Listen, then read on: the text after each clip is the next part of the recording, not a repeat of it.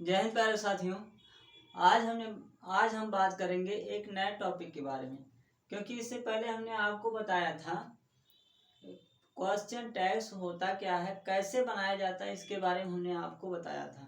आज हम प्यारे साथियों वोकैब का एक चैप्टर उठाए हैं जिसका नाम है वन वर्ड सब्स्टिट्यूशन, अर्थात वन वर्ड मतलब एक शब्द अनेक शब्दों का एक शब्द, जिसे हिंदी में कहा जाता है।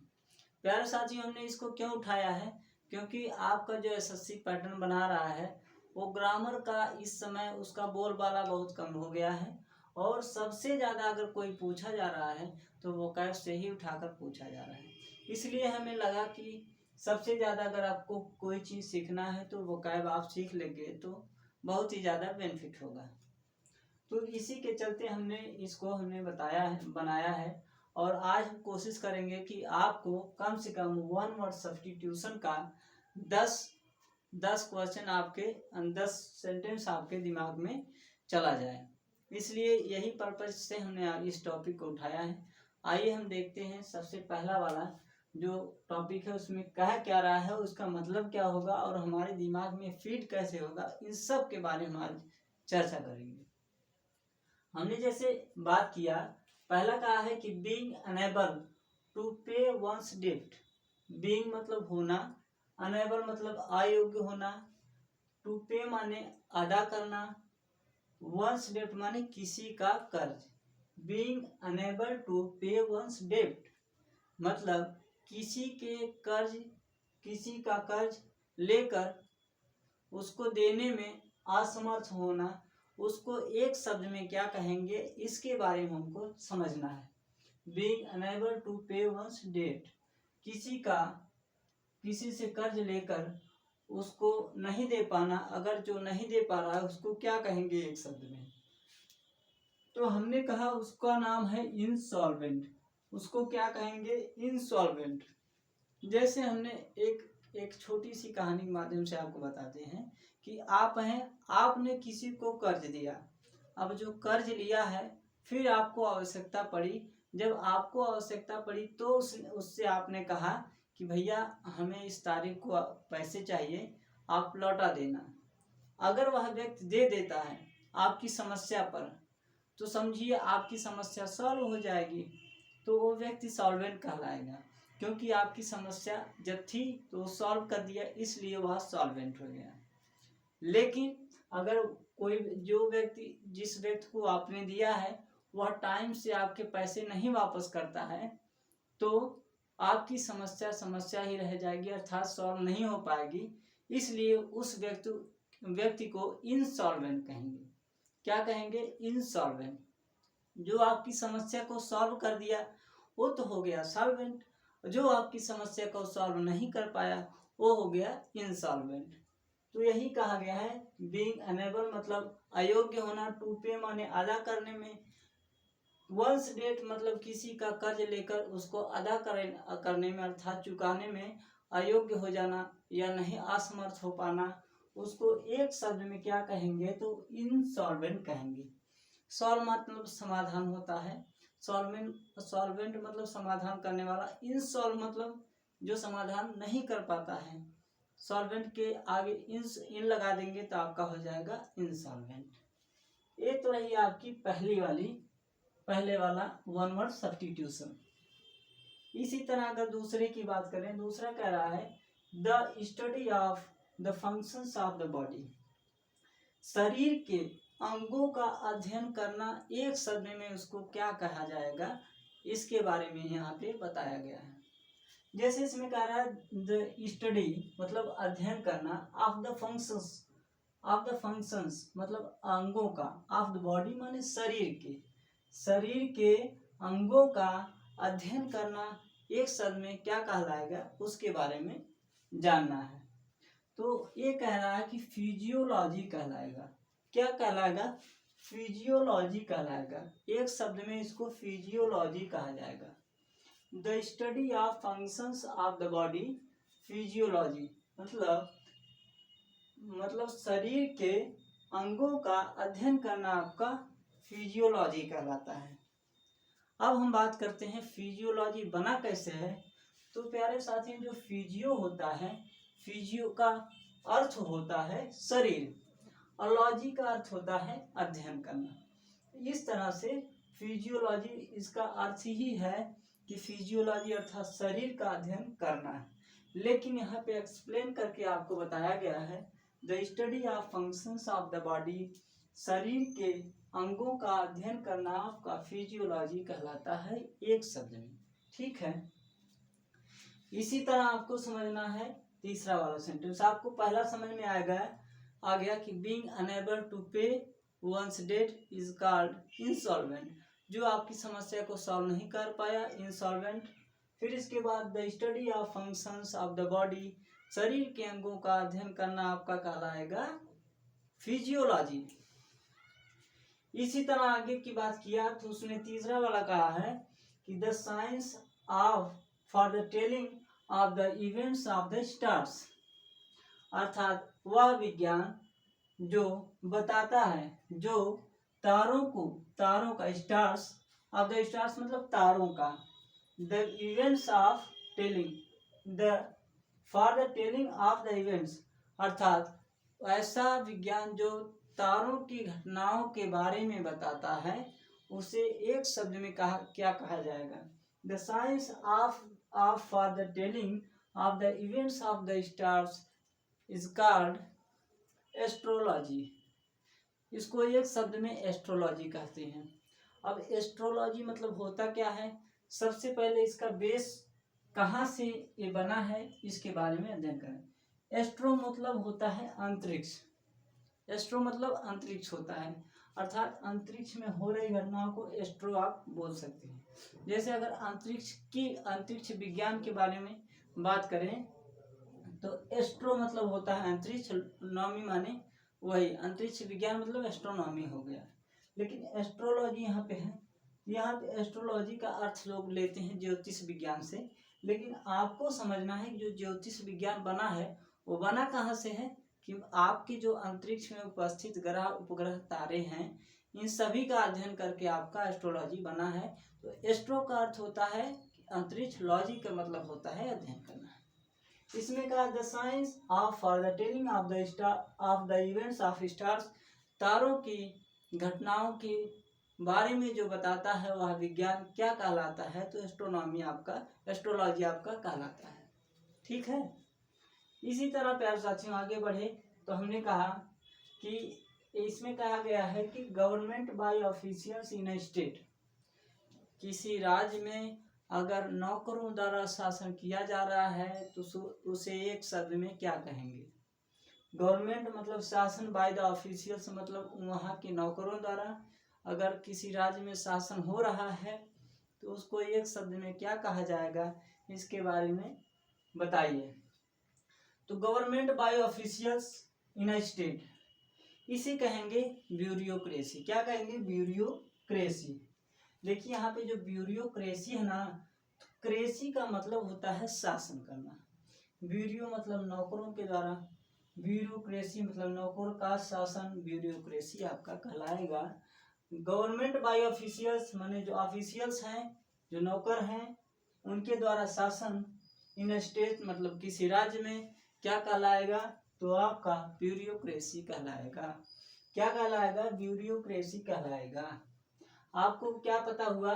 आप सबसे पहले जाने being unable to pay one's date, किसी का कर्ज देने में अगर असमर्थ है उसको क्या कहेंगे? एक शब्द में इंसॉल्वेंट कहेंगे। दूसरा the study of the functions of the body, किसी शरीर के अंगों के बारे में अध्ययन करना आपका कहलाता है फिजियोलॉजी। इसी तरह तीसरा वाला कहा है the science of for the telling of the stars, तारों के वह विज्ञान, द साइंस वह विज्ञान जो तारों के घटनाओं के, वह विज्ञान जो तारों के घटनाओं के बारे में बताता है, उसे एक शब्द में क्या कहलाएगा? वह एक शब्द में क्या कहलाएगा? तो एक शब्द में एस्ट्रोलॉजी कहलाएगा।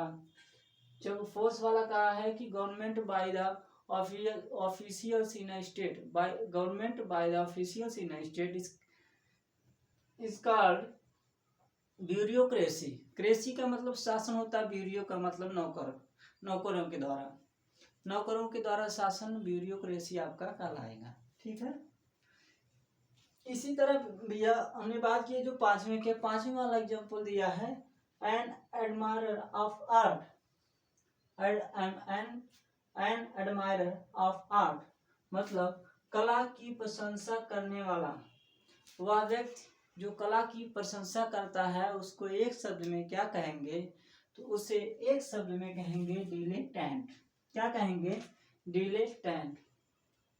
डिलेटेंट मतलब एडमायर माने प्रशंसा करने वाला ऑफ आर्ट, किसी कला की प्रशंसा करने वाला कोई व्यक्ति, उसको एक शब्द में कहेंगे डिलेटेंट। क्या कहेंगे? डिलेटेंट। डिलेटेंट कहेंगे एन एडमायरर ऑफ आर्ट मतलब कला की प्रशंसा करने वाले को एक शब्द में डिलेटेंट कहेंगे। ये रही पांचवी। अब आगे की बात किया, कह रहा है कि an office without any work but high पे, अर्थात एक ऐसी ऑफिस जिसमें कोई काम नहीं है लेकिन उसमें रहने के लिए आपको बहुत ज़्यादा तनख्वाह मिलती है, अर्थात बहुत ज़्यादा सैलरी मिलती है। इसके बारे में बताया, कहा an office without any work but high पे, अर्थात जो कोई काम जिसमें नहीं है लेकिन उसकी जो सैलरी है बहुत ज़्यादा है, उसको क्या कहेंगे? तो उसको सिनेक्योर कहेंगे। क्या कहेंगे? सिनेक्योर। क्या कहेंगे भैया? सिनेक्योर कहेंगे। इसको आप थोड़ा सा पढ़ करके 2-3 बार बोलेंगे, आपको याद हो जाएगा। An office without any work but high पे, एन ऑफिस एक ऐसी ऑफिस विदाउट एनी वर्क जिसमें कोई काम नहीं होता बट हाई पे लेकिन उसकी सैलरी बहुत अच्छी है, उसको कहेंगे सिनेक्योर। क्या कहेंगे? सिनेक्योर। ठीक है। अच्छा, आगे बात किया है, कहा कि a medicine to counteract the poison, the effect of a poison, a medicine to counteract the effect of a poison, what is called in one words। इसे बात किया, a medicine मतलब एक दवा, to counteract जो counteract मतलब सामना करती है, जिसको जो मार देती है, counteract कर देती है, the effect मतलब प्रभाव of the poison, जो जहर के प्रभाव को खत्म कर देती है, उस दवा को एक शब्द में क्या कहा जाता है? A medicine to counteract the effect of a poison, a medicine to counteract the effect of a poison, what is called in one words, अर्थात एक शब्द में ऐसी दवा जो जहर के प्रभाव को कम कर देती है या खत्म कर देती है, उसको एक शब्द में क्या कहा जाता है, उसको आप बताइए। तो उसको एक शब्द में कहा जाएगा आपका एंटीडोट। एंटी का मतलब विरोधी होता है, एंटी का मतलब विरोधी होता है, डॉट आप विष से ले सकते हैं, डॉट मतलब विष होता है। तो विष का जो विरोधी होता है, अर्थात जहर का जो विरोधी होता है, उसे एंटीडोट कहा जाता है। एंटी मतलब विरोधी, डॉट मतलब आप विष से ले सकते हैं, विष मतलब जहर। तो मेडिसिन ऐसी दवा टू काउंटरेट जो सामना करती है, the effect of a poison जो जहर के प्रभाव का सामना जो करती है, ऐसी मेडिसिन को क्या कहा जाएगा एक शब्द में? तो आप एंटीडोट कह सकते हैं। ठीक है। तो हमने कितना देखा है? 1 2 3 4 5 6 7। अब इसके बाद एक और आगे देखेंगे, 8वें वाला क्या कह रहा है। उम्मीद है इतनी समझ में आई होगी। 8वें वाला कह रहा है कि अ man having the qualities of women, एक ऐसा व्यक्ति जिसके अंदर औरतों का गुण है, उसे एक शब्द में क्या कहा जाएगा? एक ऐसा व्यक्ति जिसके अंतर्गत औरतों का गुण है, उसको एक शब्द में क्या कहा जाएगा? प्यारे साथी, हम सबको बताना चाहते हैं कि आप जिस क्वालिटी के हैं उसी क्वालिटी का आप अपने अंदर गुण रखिए। मतलब आप समझ रहे हैं, क्योंकि ये समाज है, समाज कभी किसी को अच्छा बुरा जैसा होता है उसको वैसा ही कहता है। इसलिए आप अपने अंदर की क्वालिटी को अच्छा बनाएं, बेहतर बनाएं, ताकि समाज में आपकी भी एक रिस्पेक्ट बनी रहे। अ man having the qualities of women, एक ऐसा व्यक्ति जिसके अंतर्गत औरतों का गुण पाया जाता है, उसको एक शब्द में क्या कहेंगे? तो उसको एक शब्द में कहेंगे इफेमिनेट। क्या कहेंगे? इफेमिनेट। अब हम आपको इसका अर्थ बताते हैं। जो फेमी शब्द आप देखते हैं, फेमी शब्द ये लगता है औरतों के लिए। किसके लिए लगता है? फेमी शब्द औरतों के लिए, नेट माने गुण आप ले सकते हैं। एफेमिनेट, फेमिनेट मतलब औरतों का गुण। ये जो लगा है ये बता रहा है कि ये गुण किसी ने अडेप्ट किया है, ग्रहण किया है। तो अ मैन मतलब कोई व्यक्ति जो अ man having the qualities of women, एक ऐसा व्यक्ति जो औरतों का जो गुण अपने अंदर रखता है, औरतों जैसा गुण बर्ताव करता है, उसको एक शब्द में क्या कहेंगे? उसको एक शब्द में इफेमिनेट कहेंगे। क्या कहेंगे? इफेमिनेट कहेंगे। फेमी का अर्थ होता है औरत, नेट से मतलब आप ले सकते हैं उनका गुण। ऐसा व्यक्ति जो औरतों के गुण को अर्थात औरतों के जैसा व्यवहार करता है उसे क्या कहेंगे? इफेमिनेट कहेंगे। क्या कहेंगे? इफेमिनेट कहेंगे। आप ध्यान रखिएगा। इसके बाद हमने बात किया है कि that which can not be moved, ऐसी वस्तु जो एक स्थान से दूसरे स्थान पर नहीं जा सकती है, उसको क्या कहेंगे? एक शब्द में उसके बारे में हमको जानना है। अ मैन नहीं, दैट वह which can not be moved, जो मूव नहीं कर सकती, एक स्थान से दूसरे स्थान पर नहीं जा सकती है, उसको एक शब्द में क्या कहेंगे? इसके बारे में हमको जानना है। इसको एक शब्द में इमोबाइल कहेंगे। क्या कहेंगे? इमोबाइल। अब हम आपसे एक बात कहना चाहते हैं कि जो मोबाइल है, मोबाइल नामक यंत्र जो आपके हाथ में है, जिसे आप हमको देख रहे हैं, वो मोबाइल का नाम मोबाइल कैसे पड़ा, इसके बारे में समझते हैं। जैसे प्यारे दोस्तों, मोबाइल का अर्थ होता है चलना और फिरना। क्या होता है? चलना और फिरना, अर्थात ऐसा यंत्र जिससे आप बात कर सकते हैं चल फिर कर भी, उसको ही आप मोबाइल कहते हैं। क्या कहेंगे? मोबाइल। मोबाइल माने चलना, हिलना, डुलना, ये सब होता है। तो इसका ऐसा यंत्र जो चल फिर कर भी आपके साथ रहता और आपसे मतलब ऐसा यंत्र जो चलने फिरने पर भी आपका साथ देता है, उसको मोबाइल कहते हैं। जैसे हमने बताया कि आपके हाथ में जो है मोबाइल है, मोबाइल का अर्थ होता है चलना फिरना। इमोबाइल का अर्थ होता है ऐसी वस्तु जो एक जगह ही स्थिर रहती है, अर्थात हिल डुल नहीं सकती, उसे इमोबाइल कहते हैं। आप पेड़ को भी इमोबाइल अर्थात कह सकते हैं, क्योंकि वह एक स्थान से दूसरे स्थान पर नहीं जाते हैं। तो आपने सीखा that which can not be moved, ऐसी वस्तुएं जो एक स्थान से दूसरे स्थान पर नहीं जाती हैं, उसे क्या कहेंगे? इमोबाइल। अब मोबाइल, इमोबाइल याद करेंगे आप मोबाइल से। मोबाइल आप लेकर कहीं आ जा सकते हैं, मोबाइल से आप बात कर सकते हैं चलते हुए, इसलिए उसे मोबाइल नाम रखा गया है। लेकिन इमोबाइल का अर्थ होता है कि कहीं पर नहीं जा पाना। ठीक है, कहीं पर नहीं जा पाना इमोबाइल कहलाता है। The study of insects, insect मतलब कीड़ा होता है, कीड़े मकोड़े। स्टडी मतलब अध्ययन करना, कीड़े मकोड़ों के बारे में अध्ययन करना क्या कहलाता है? एक शब्द में उसको कहा जाएगा एंटोमोलॉजी। क्या कहा जाएगा? Entomology. The study of insects मतलब इंसेक्ट मतलब इंसेक्ट के बारे में अध्ययन करना आपका क्या कहलाएगा? तो एंटोमोलॉजी कहलाएगा। क्या कहलाएगा? Entomology. The study of insects, the study of insects क्या कहलाएगा? एंटोमोलॉजी कहलाएगा। एंटोमोलॉजी कहलाएगा। अब ये शब्द याद कैसे होगा?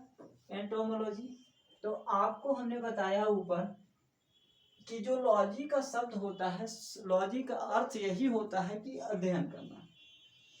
क्या करना? अध्ययन करना लॉजी का अर्थ होता है। एंटो को कैसे याद करें? तो आप जानते हैं कि एंट मतलब चींटी होती है। क्या होता है? एंट मतलब चींटी होती। और चींटी क्या है? चींटी एक कीड़ा मकोड़ा है। जब चींटी कीड़ा मकोड़ा है तो एंटो को आप कर लीजिए आप एंट से। एंट मतलब चींटी होती है, एंटो को मतलब एंट से याद कर लीजिए, जिसका जो चींटी होती है। लॉजी माने अध्ययन करना। आप जान लीजिए चींटियों के बारे में अध्ययन करना, अर्थात एक तरह से कीट पतंगों के बारे में अध्ययन करना या कीड़ों के बारे में अध्ययन करना। तो वही बात हो गई है। एंटोमोलॉजी का अर्थ होता है कीट पतंगों के बारे में अध्ययन करना। आपका एंटोमोलॉजी एक शब्द में कहाएगा। एक शब्द में आप इसको बोल सकते हैं एंटोमोलॉजी। क्या बोलेंगे आप? एंटोमोलॉजी बोलेंगे। हमने पहले देखा being unable to pay one's date, किसी का कर्ज लेकर उसे टाइम पर ना दे पाना, वो क्या कहलाएगा? इंसॉल्वेंट। सॉल्वेंट का मतलब जो दे दे, इंसॉल्वेंट का मतलब जो नहीं दे पाए। The study of functions of the body, शरीर के अंगों के बारे में अध्ययन करना एक शब्द में कहलाएगा फिजियोलॉजी। फिजियो का मतलब शरीर होता है, लॉजी का मतलब अध्ययन करना होता है। The science of for the telling of the events of the stars, the science of for the telling of the events for the stars, अर्थात ऐसा विज्ञान जो तारों की घटनाओं के बारे में बताता है। ऐसा विज्ञान, the science of for the telling, जो बताता है, ऑफ इवेंट्स, तारों की घटनाओं के बारे में, ऑफ द स्टार्स, तारों की घटनाओं के बारे में। ऐसा विज्ञान जो तारों की घटनाओं के बारे में बताता है, उसको एक शब्द में क्या कहेंगे?